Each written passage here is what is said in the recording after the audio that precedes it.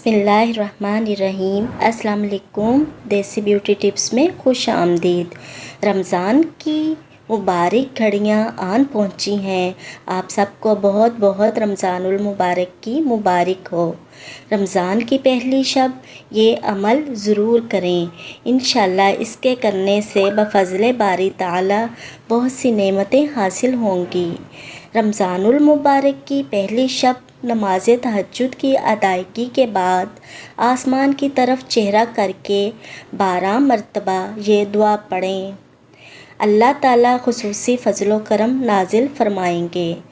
दुआ ये है, ला इलाहा इल्लल्लाहुल हय्युल क़य्यूमुल क़ाइमु अला कुल्लि नफ्सिन बिमा कसबत।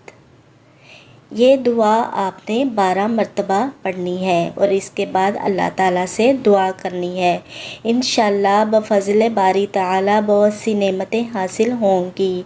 अल्लाह ताला खुसूसी फ़ज़ल व करम नाजिल फ़रमाएंगे इंशाअल्लाह।